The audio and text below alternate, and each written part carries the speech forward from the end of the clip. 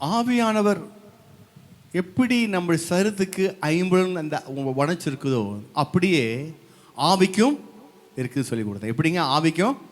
ஆமாம், உங்களை கிள்னா உங்களுக்கு வலிக்குதா ஆவிக்கு வலிக்குதான் கேட்டால் நீங்கள் கேட்டால் சொன்னீங்க எனக்கு வலி இல்லை ஆவிக்கு தான் வலி. ஏன் இப்போ ஏன் அப்படி சொன்னீங்க? கிள்னா நீங்கள் வலின்னு சொல்கிறீங்க, ஆனால் உங்களுடைய ஜீவன் போயிடுச்சுன்னா உங்களுடைய உயிர் போய்விட்டால் கிள்னா உங்களுக்கு வலிக்குமா? வலிக்காது. அப்போ இப்போ கிள்னா யாருக்கு வலிக்குன்னு அர்த்தம்? ஆவிக்கு தான் வலிக்குன்னு அர்த்தம். எப்படிங்க?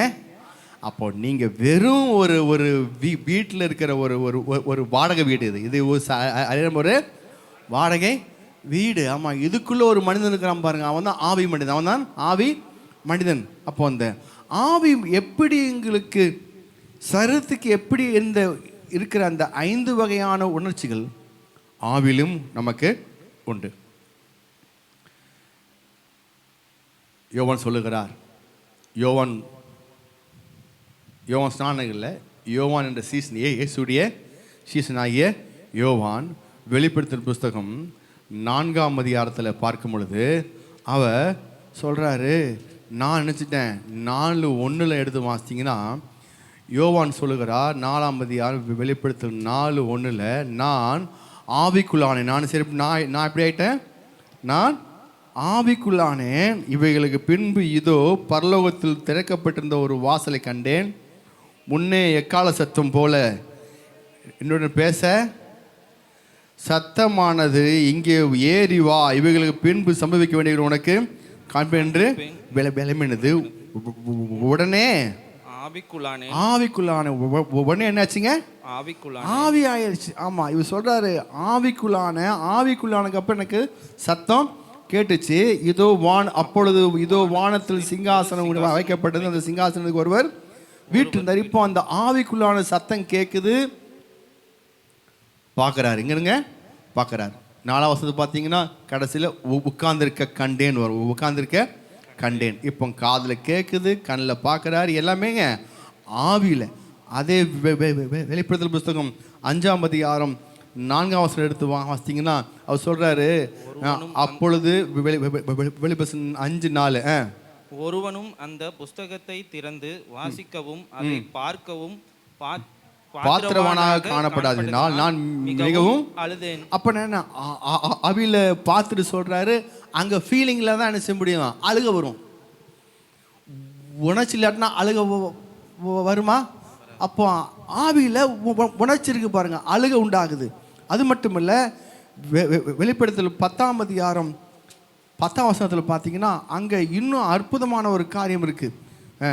10:10 நான் அந்த சிறு புஸ்தகத்தை தூதனுடைய கையிலிருந்து வாங்கி அதை புசித்தேன், என் வாய்க்கு அது தேனை போல். ஆவிக்கு போயிட்டவர் எப்படிங்க? ஆவில வாய் இருக்கு பாருங்க, ஆவில அது புசிக்கும் போது தொண்டையில தேன் டேஸ்ட் வருது. எப்படிங்க டேஸ்ட்? தொடுறாரு, வாங்குறாரு, எல்லாமே ஆவில, எல்லாமே எல்லா விதமான 5 விதமான உணர்வுகளும் ஆவியில உண்டு. ஹல்லேலூயா. அந்நிய பாஷை பேச பேச ஆவியின் உணர்வு எல்லாம் என்ன செய்யுது? உயிர்ப்பிக்கப்படுகிறது. எப்படி வருகிறது? உயிர்ப்பிக்கப்படுகிறது. அந்நிய பாஷை பேச பேச எந்த உடைய ஃபீலிங் அப்படியே தூண்டுது? ஆவியில. சொல்லுங்க, ஆவிலுடைய எல்லா உணர்ச்சிகளும் உயிர்ப்பிக்கப்படுகிறது. அப்போ எந்த பிரச்சனை வந்தாலும் ஆவில ஸ்ட்ராங்காக இருந்தீங்கன்னா பயப்பட மாட்டீங்க. இப்போ எப்படி மாட்டீங்க? ஆமாம்.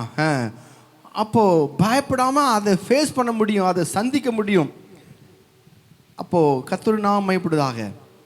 சிலவங்களுக்கு பயம் என்றதான காரியம் எங்கே இருக்குன்னா சரீரத்தில், ஆவியில் இருக்கு. எங்கே இருக்கு? ஒருத்தருக்கு பேசுனா பயம். ஆமாம், பேசுனா பயம், பார்த்தா பயம், கரம்பூச்சி பார்த்தா பயம், பள்ளி பார்த்தா பயம், நாய் பார்த்தா பயம். இதெல்லாம் இந்த பயம் அங்கே இருப்பாருங்க.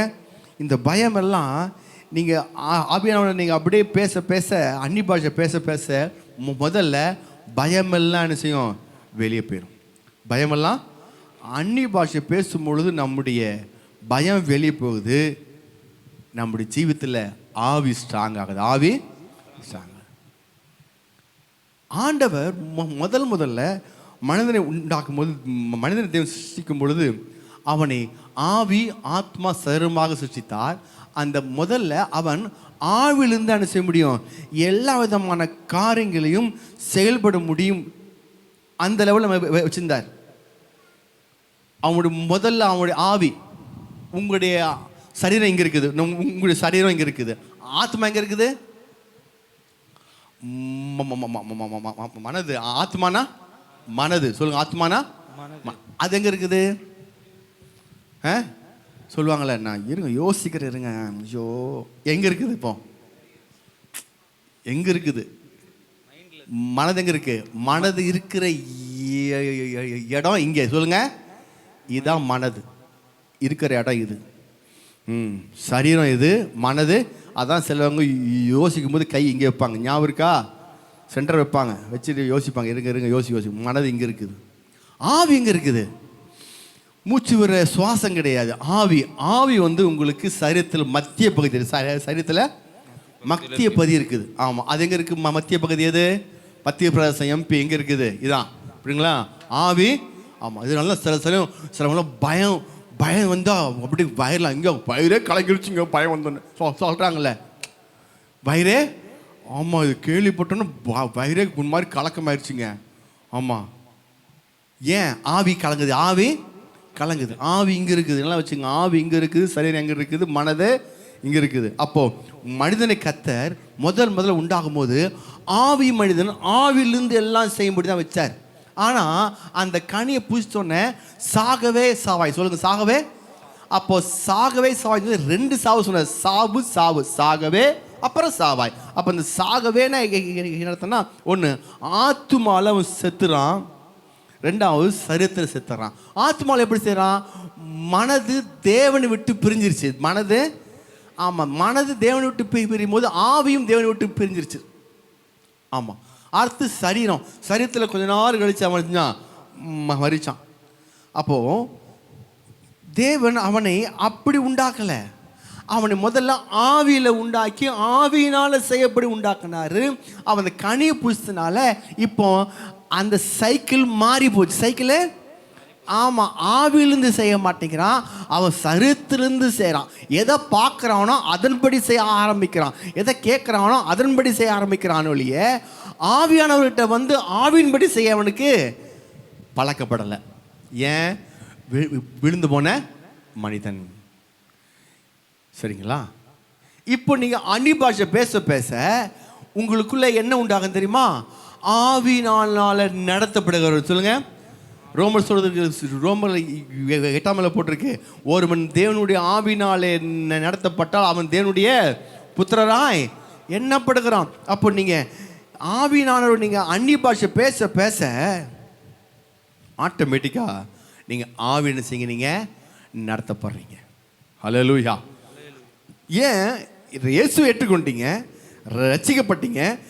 ரட்சிக்கப்பட்டோன்னே எனக்கும் அவருக்கும் பிரிந்த அந்த உறவு இருக்கு பாருங்க, அது ஒன்றாயிருச்சு. அது இப்போ ஒன்றாயிருச்சு. இதுக்கப்புறம் நான் எப்படி பழக்கப்பட்டிருக்கேன்? என்னுடைய சரீரத்தில் நான் என்னுடைய மனது எது சொல்லுதோ அதன்படி செய்ய தான் நான் பழக்கப்பட்டிருக்கேன். எப்படி பழக்கப்பட்டிருக்கேன்? என்னுடைய, ஆமாம், ஆவி சொல்லபடி செய்யலை. ஏன்னா ஆவியில் பழக்கப்படல. ஃபஸ்ட்டு ஆவியில் தான் பழக்கப்பட்டு வச்சிருந்தார் ஆதாம. அவன் பாவம் செஞ்சங்காட்டி விழுந்து போனங்காட்டி இப்போ அது அப்படியே மாறிடுச்சு. மனது, அப்போ மனது என்ன சொல்லுது?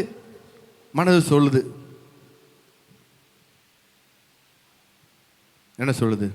பைபிள் வாசிக்கவே மூடு இல்லைங்க. பைபிள் வாசிக்க ஏங்க இன்னைக்கு பைபிள் வாசிக்க சொல்கிறார், மூடு இல்லைங்க ஐயா. என்னையா பைபிள் வாசிக்க மூடு, ஜபிக்கவே மூடு வர மாட்டேங்குது. ஓ அப்படியேப்பா, எல்லாத்தையும் இவருக்கு மூடு வரணும். எல்லாத்துக்கும் இருக்கு.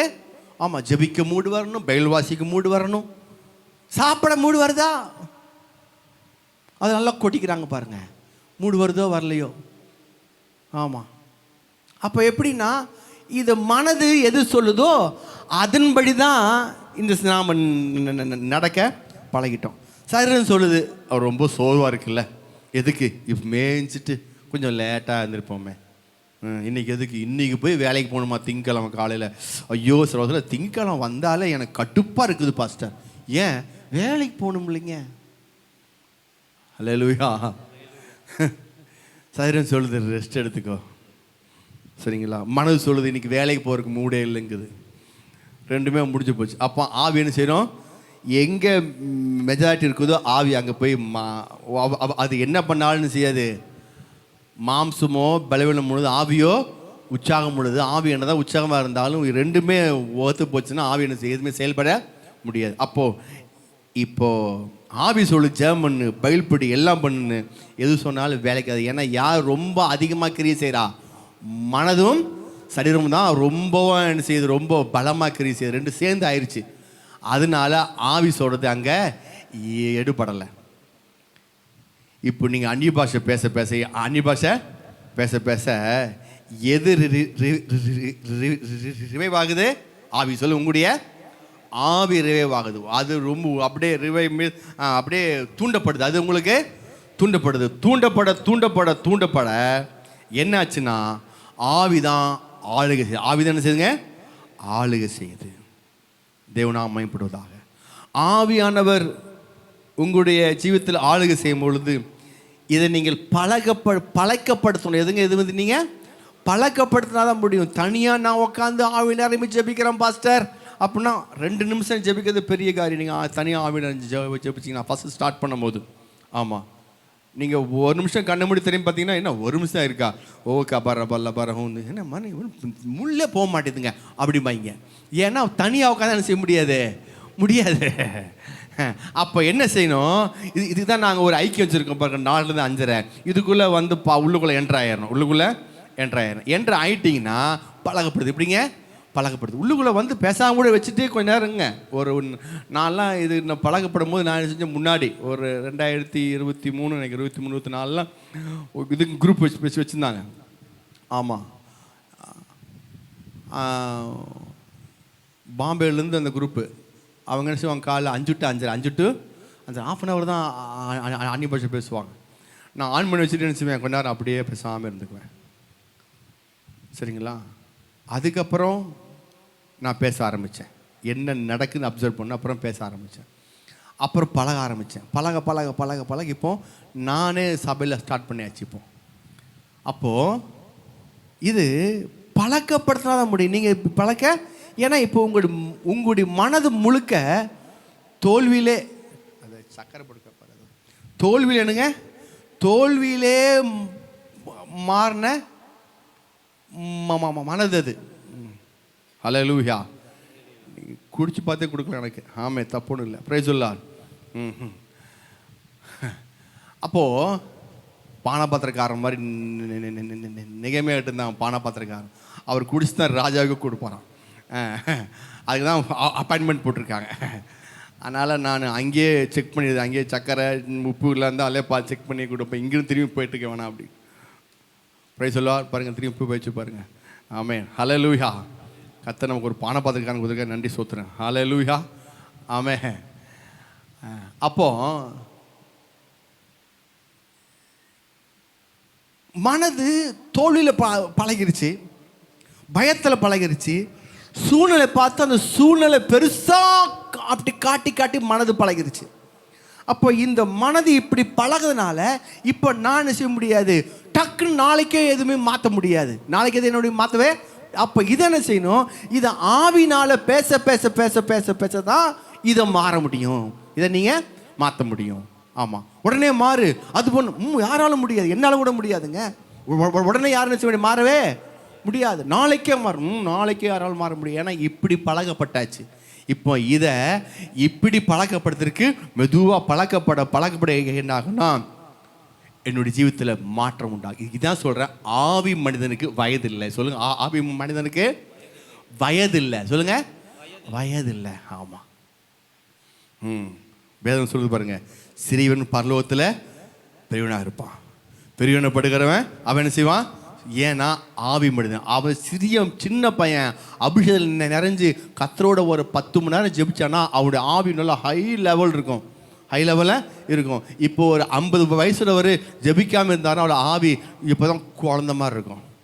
பரலோகத்தில் உங்களுடைய ஆவி ஆவி வச்சு தான் உங்களுக்கு என்ன செய்வாங்க, கேட்டகிரி பிரிப்பாங்க. எப்படி பிரிப்பாங்க? கேட்டகிரி பிரிப்பாங்க. எங்கே உக்காரணுங்கிறது பிரிப்பாங்க. மூப்பரோடு உக்காருங்கிறது தேவனுடைய மக்கள் ஒளிக்காரங்க. அப்போ உங்களுடைய ஆவி வளர்ச்சி அடையும் போது நீங்கள் தேவனோடு சிங்காசனம் அவர் பக்கமாக உட்காரலாம். இல்லாட்டினா ஆவி வளர்ச்சி இல்லைன்னா பரலோகத்து இடம் உண்டு, ஆனால் கொஞ்சம் அவர் மற்றவங்களுடைய வெளிச்சத்தில் நீங்கள் என்ன செய்யலாம், நடக்கலாம். அப்போது நான் சொல்கிறேன், நீங்கள் ஆவியானவர் நீங்கள் என்ன செய்யுங்க, நீங்கள் அழகாய் பயன்படுத்த பழகிங்க. எப்படி படுத்துங்க? சரி, ஆவியானவர் ஏன் வந்தோன்னே ஏன் நாக்கில் வராரு சொல்லுங்கள்? ஏன் வராரு? எங்க நாவல ஏன் வராரு? அங்கே போட்டிருக்கு அப்போஸ்தலர் புஸ்தகம் 2ஆம் அதிகாரத்தில் போட்டிருக்கு. அல்லாமலும் அப்போஸ்தலர் 2:3 அல்லாமலும் அக்கினிமயமான நாவுகள் பிரிந்திருக்கும் நாவுகள் மேலே உக்கார கண்டேன். அப்போ அக்கினிமயமான நாவுகள், ஏன் அக்கினிமயமான நாவுகள் போட்டிருக்கு? ஏன் அக்கினிமயமான கரங்கள் போடலாம்ல? இன்னைக்கு அது கொஞ்சம் பார்த்துடலாமா? பைபிளில் அக்கினிமயமான, அப்போ உங்களுக்கு அபிஷேகம் வந்தாலுமே எங்க அதை எடுத்து கர்த்தர் யூஸ் பண்றாரு சொல்லுங்க? எங்க? நாக்கில் தான். கையில் இப்படி வரலாமே, அக்கினிமயமான கரத்தை வந்து மேலே அமரலாமே. அப்படிலாம் இல்லை. ஏன்? அவர் நாவு. சொல்லுங்க. அபிஷேகம் வந்தோடனே அவர் நாக்கில் தான் என்ன செய்றாரு, பயன்படுத்துறாரு. ஆமாம், ஹல்லேலூயா. இந்த சத்தியத்தை நாம் கொஞ்சம் பார்க்க போகிறோம்.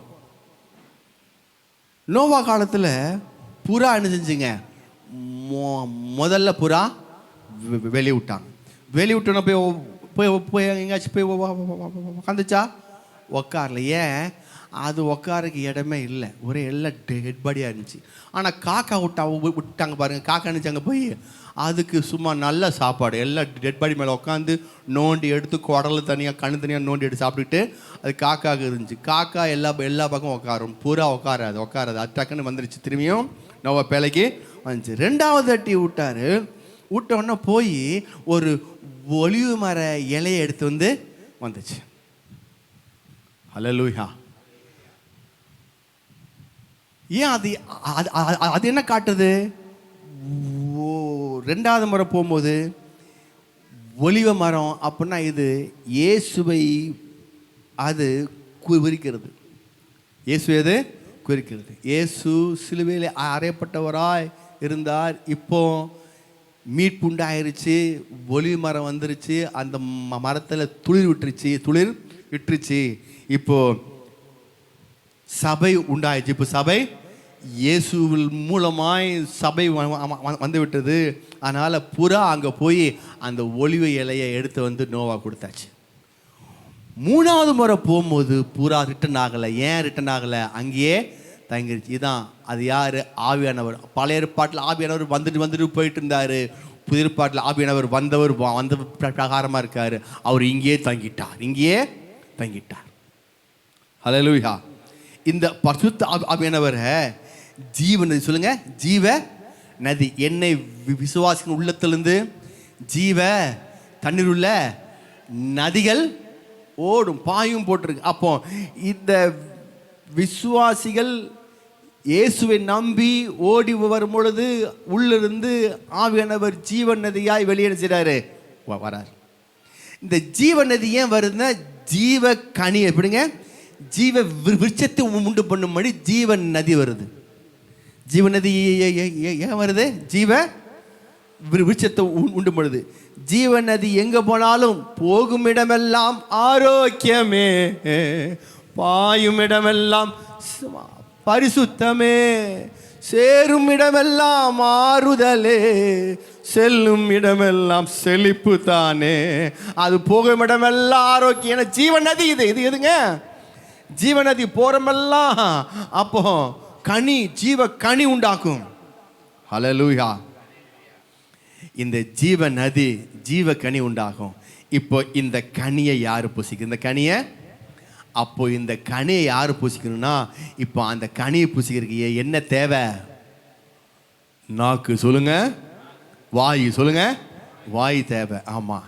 இந்த அபிஷேகம் ஏன் நாவில் வாயில் வருது அப்படின்னா, இது ஜீவ நதி பாய பாய ஜீவ நதியாக இது போட ஓட இது ஆட்டோமேட்டிக்காக ஜீவ கனி என்ன செய்து பிறப்பிக்குது.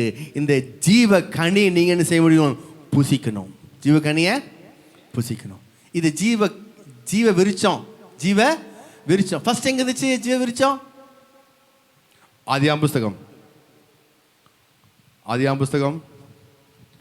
2ஆம் அதிகாரம். ஆதியாகமம் புஸ்தகம் 2ஆம் அதிகாரம் 9ஆம் வசனம்.